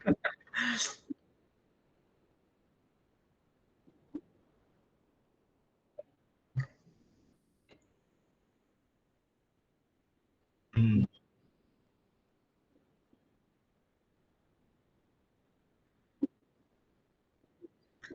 You know, that's a very smart decision. Although kasi talaga 'di ba, parang we ano, as much as we want to express ourselves, 'di ba, parang when you kasi open your although hindi naman tayo nagvi-victim blaming ano, pero minsan kasi 'di ba may kasabihan nga tayo na when you are in a glass house, you don't throw stones. Minsan kasi when people can see you, parang they feel like they're entitled to comment about things, no? Parang you can also set boundaries na lang. Like, halimbawa, kung sino yung pwede mag-follow, sino pwede mag-comment. Minsan okay yung ganun. Kasi grabe yung mga tao ngayon. Oo. Nakaka-stress. Ayan. Ayan, thank you. Ang ganda ng sharing, no? Kasi minsan kasi may ganun, di ba? I'm happy na you're able to manage naman kasi yung iba, parang dahil dun ka na nakilala, parang you feel pressured na parang, uy, kailangan i-maintain ko yung gantong image, hindi ko na ma-express yung sarili ko ng maayos. So, at least, no, okay yung balance for both. Ayan. So, yan. So, others, can we have one more? Uh, Anyone? Can we have a lady naman? Kasi ewan ko ha, baka naman nag-stereotype lang ako. Yung mga ladies yung medyo maano sa social media nila eh. Maurirat sa social media. Yes, who's this?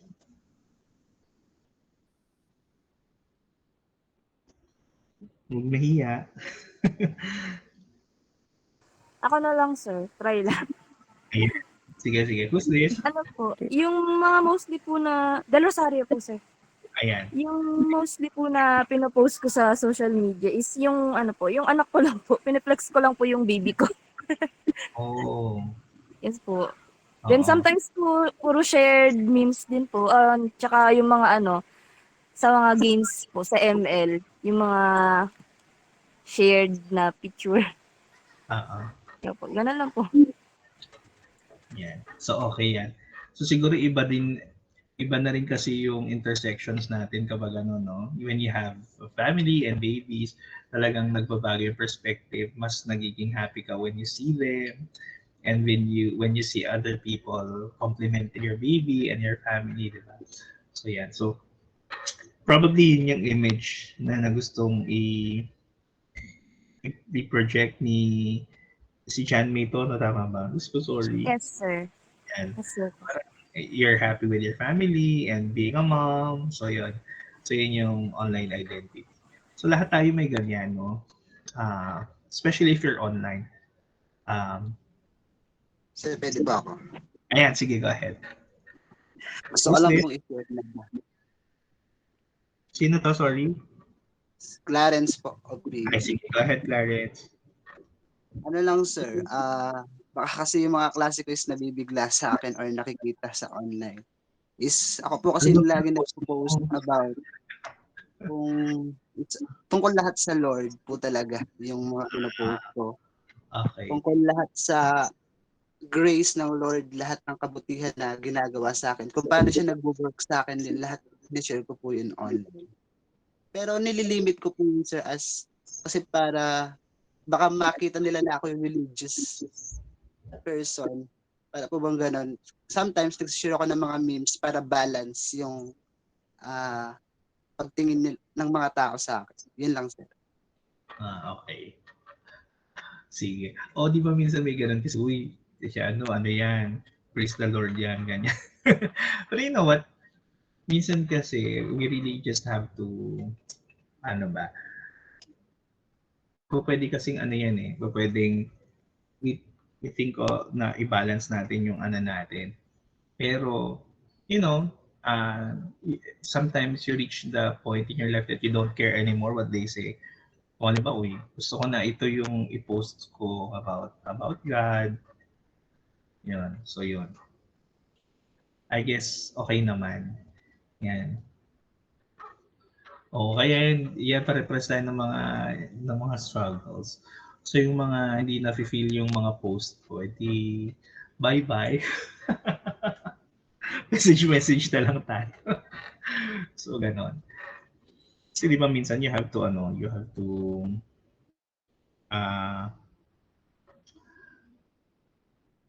syempre yung sarili mong expression yung mahalaga. To be yourself, no? Especially if wala ka namang ginagawang masama. Impression management talaga yan, no? But of course, kailangan lang din talaga yung binibigay nating impression sa iba through online is talagang yun yung real self natin. Kasi minsan if we have to put up an act, uy, gusto ko ipakita mayaman ako, social ako, ganyan. Kahit hindi naman. So, mahirapan ka mag-manage niyan. Ano, Instagram, gusto mo makita ka sa mga social na lugar. So, yun. Kaya ang problem dun is how do you maintain that, no? Minsan umabot yan sa pag-i-edit. Na-edit pa na yung mga background mo para kunyari nandito ka sa isang lugar na to. So, yun yung unhealthy talaga.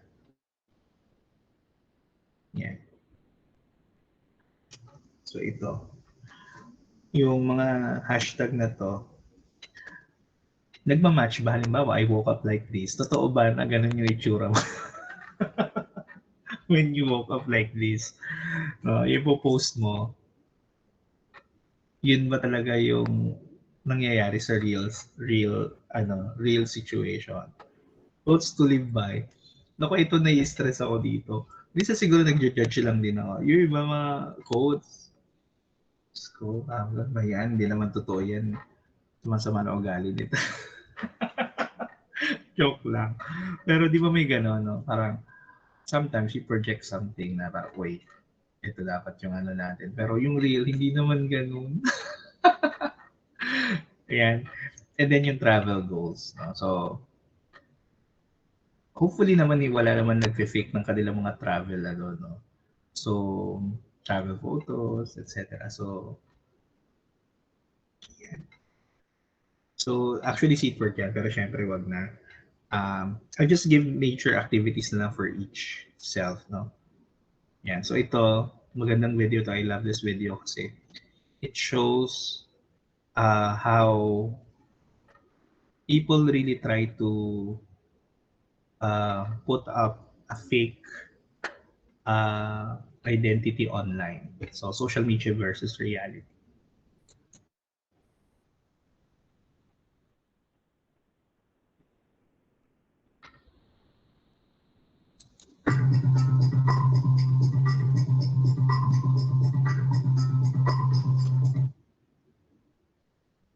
This is Blankos, the free-to-play multiplayer game where you can unlock, earn, and set.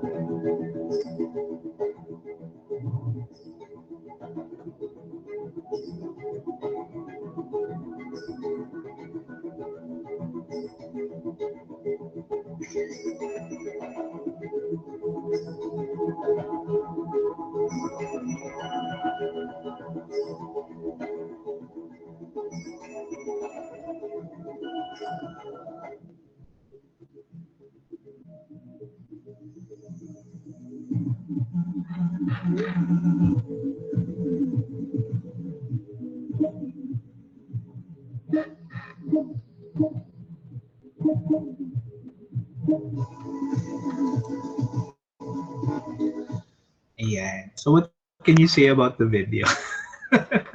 Grabe, no? lahat na lang fake, no? So have you ever done that before? Like, halimbawa, ah, you post something na hindi naman totoo.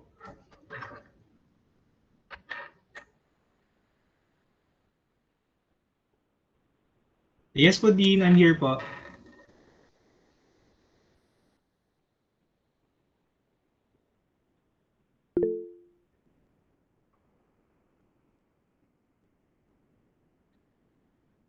Okay po. Yes po, Dean.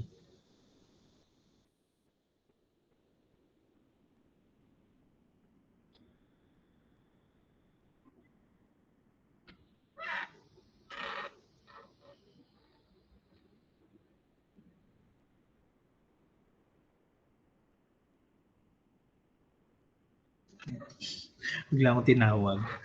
Sorry. So yun. So have you ever done that? Siguro at some point, no, we also are, ano, parang, ano din tayo dyan, tawag dyan, we are also guilty.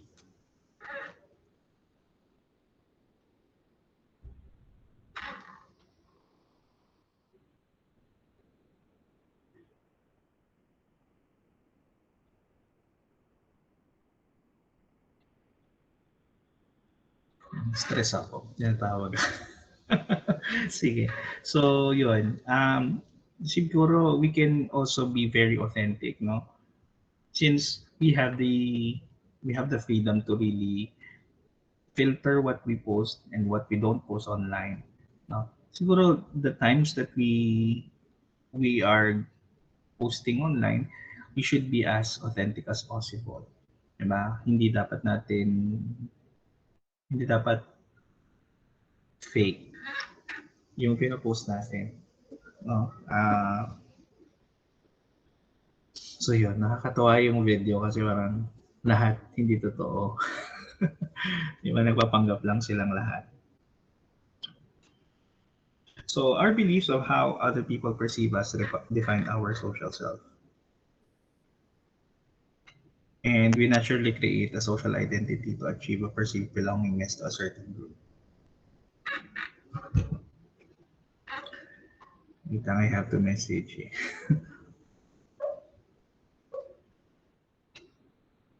Yeah. And then, as a result, yeah, we find our sense of being based on other people's validation.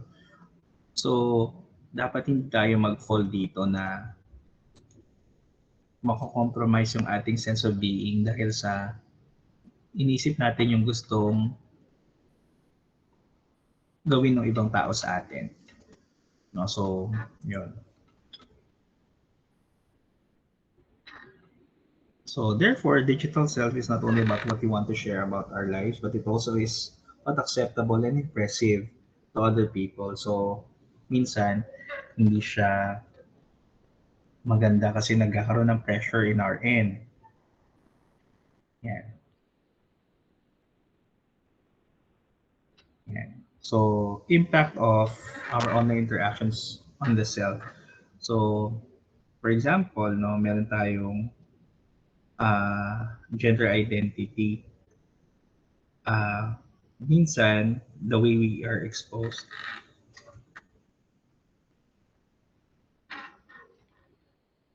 to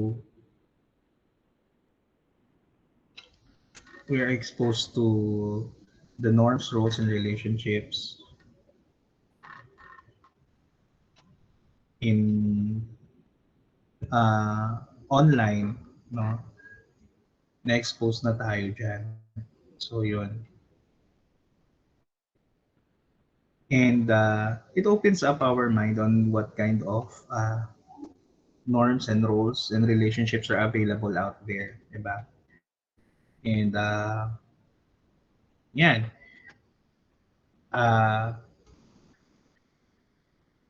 Dahil dyan, no, lalo na ngayon, no, medyo open na yung mga tao about fluidity of gender, yan, and somehow medyo nababawasan na yung ating discrimination. Yan, so we are being more accepting now and hopefully more in the future kasi there are some cultures na hindi pa rin talaga accepted yung ganyan. What do ano ba yung implication niyan kasi no? I know that some might be very hyper religious or spiritual if we may no. Siguro ang mahalagang idea lang dito is to accept people, no? And also again spirituality, religiosity is something personal. So if you feel like you don't agree with it, edi yun. Pero hopefully we can accept people for who they are and we reach consensus as a society that there are really people who have diverse gender and sexuality also, no? Para hindi rin tayo magkaroon ng gender-based violence, discrimination, and so yun. So one popular researcher about um, what do you call this gender is si Judith Butler. So for her, gender is not only fluid but it's also performative. So in short, yung gender is not solely based on biological sex, but it's also based on uh, the discourses available in society. Yeah, and social processes. So performative siya. So what your gender is what you do, no? So yeah. So here no, yung tinatawag nating disembodiment of hypothesis, uh, we are able to socialize and to engage in social activities even if hindi tayo gumagalaw or hindi tayo directly nakikipag-interact physically. People don't need to conform to assign gender when they're online. Kasi nga, di ba, meron nga tayong mga identities online. We can be whoever we want to be. No? So, yan, nagkakaroon tayo ng minsan different identities. So, ito yung example si Manny Mu. I don't know if you know her. She's a makeup artist and an influencer. No? So, yun. Iba yung identity niya online. So another important thing that we need to learn in online activities yung setting boundaries. I think nabanggit na rin natin earlier. No, so sinasabi diyan na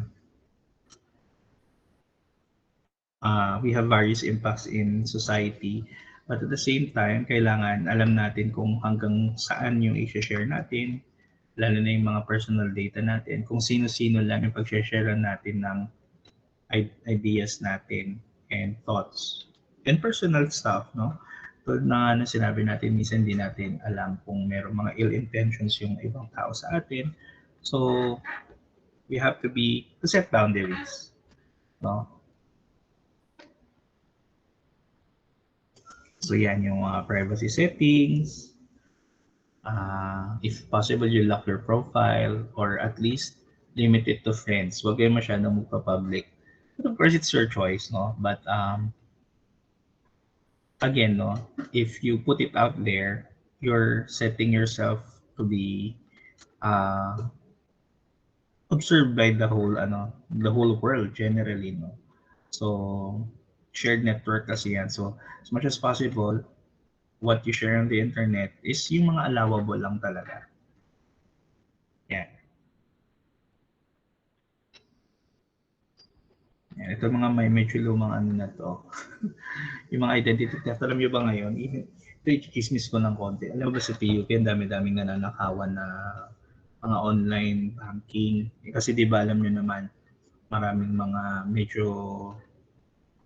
um, medyo may elderly na sa atin sa mga faculty na bibiktima sila ng mga online phishing kasi iba pup.edu tayo, sinesendan sila ng mga email. Tapos, di ba may hinihingi mga details, nakakaawa yung iba. Oo, so, yun, huwag tayong mag-aano ng mga personal data natin. Kasi uso rin yung identity theft. Sometimes, hindi yan para magnakaw. Yung iba talaga, gusto nakawin yung iyong identity, siraan ka. May mga kilala rin akong ganun. Mga problema ng mga sikat yan.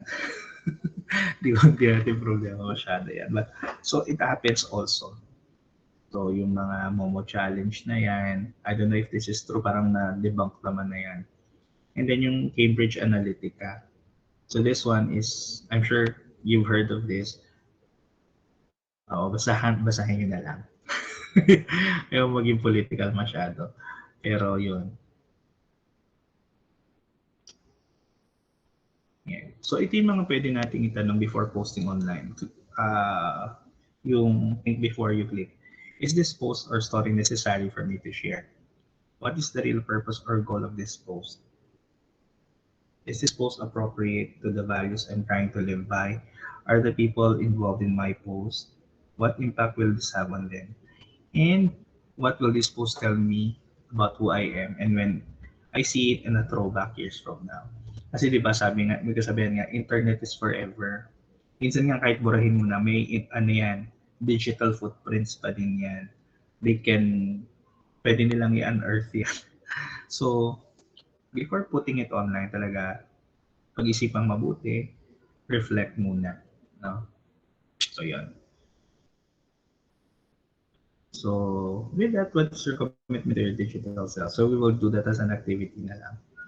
So, yan, we're done with physical, sexual, material, spiritual, political, and digital self. So, yung establishment of an online identity is a process of selective self-presentation. So, always selective self-presentation and impression management. So, we manage our other people's impression of us. Our social identity focuses on the sense of being based on a perceived belongingness to a group.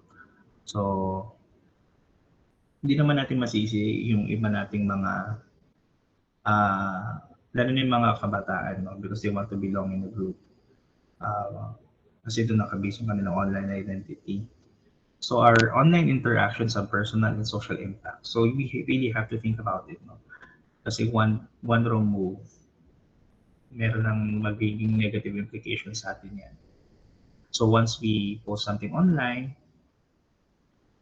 it can be accessible to the public. And we should be smart. No? Meron akong pwedeng i-ask na ipanood sa inyo, pero wala kasi akong access dun sa Pero do you know the movie John Denver Trending? Meron na ba nakapanood ng movie? John Denver Trending. Have you heard of that movie?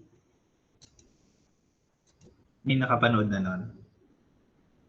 Wala pa? Sige, hanap na ako ng link nun.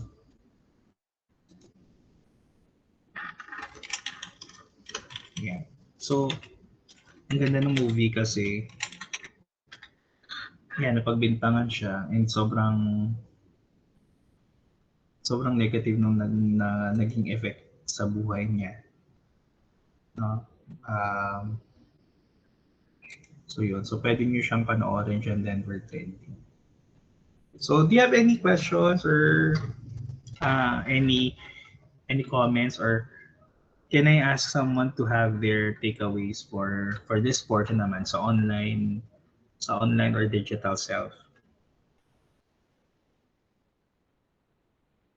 Anyone?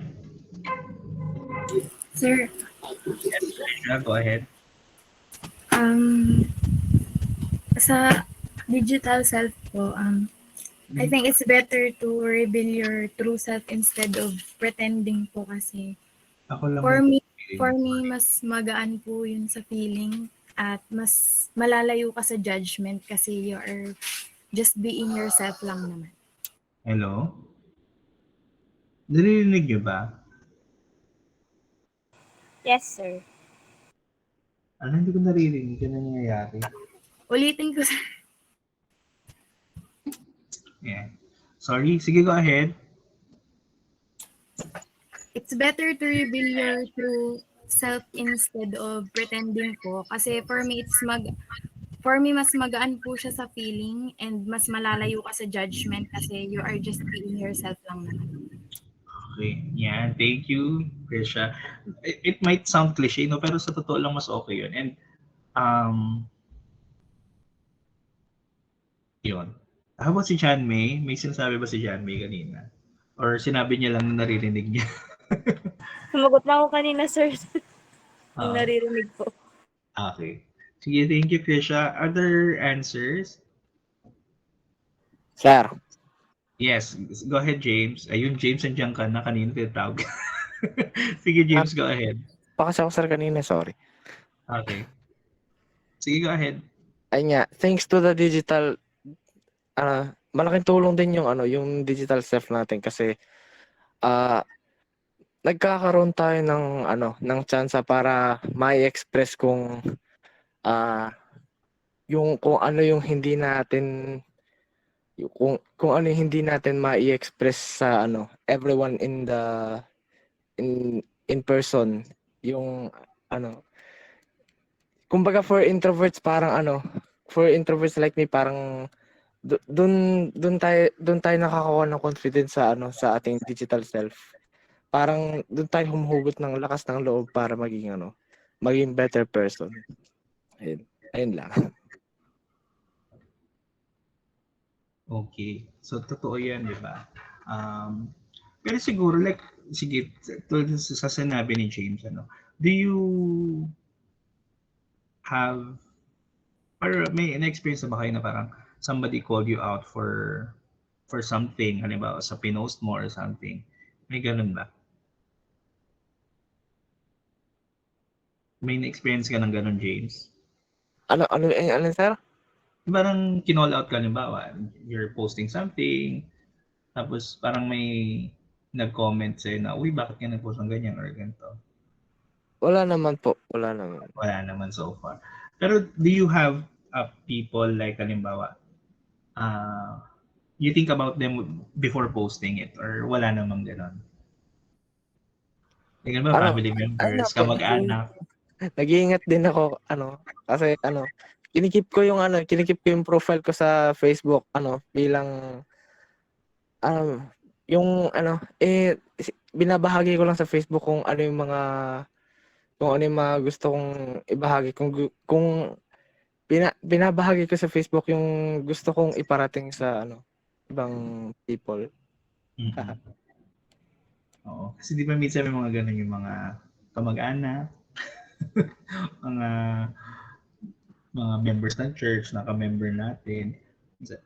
But we think about them also while we post. So, Kahit ganun sir, puro music tsaka puro music, memes, tsaka information lang naman yung laman ng wall. So, yun.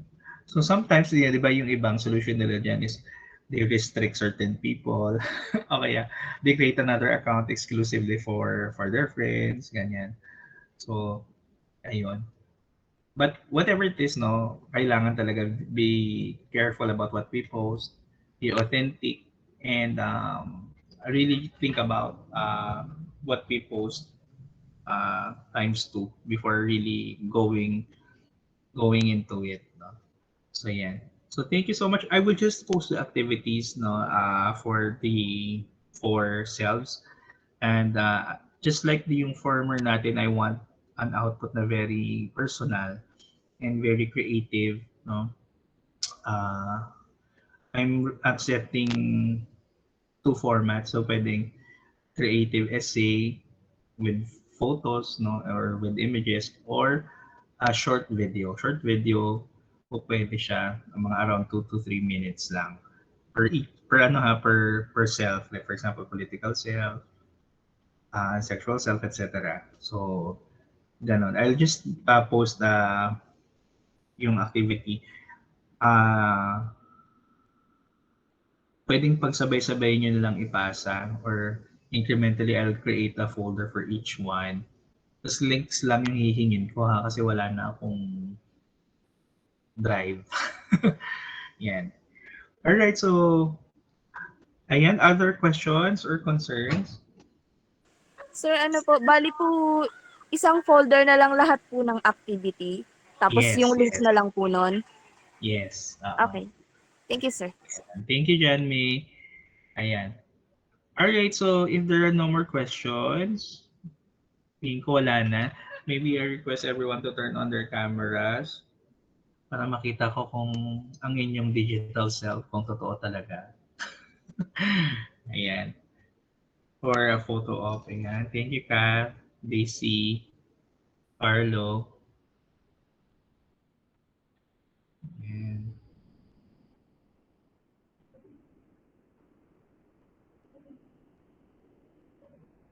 Nagta-travel yata si John Paul. Nagta-travel ka ba? Ayan. Akala ko nagta-travel. Ayan. Ayan. Thank you, John. Ay, si Mark John nawala. Si James, Clarence, Sheldon.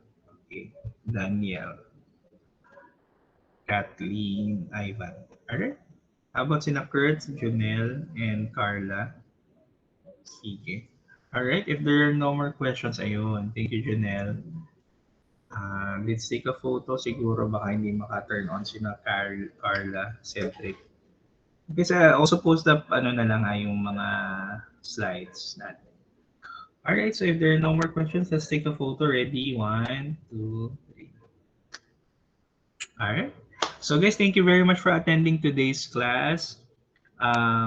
If we can have another class next week, pero tapusin na natin yung buong content, we'll do that. I'll inform you ahead of time. Okay. So sige guys, thank you so much. See you all. Thank you. Bye-bye. Thank you, sir. Thank you po.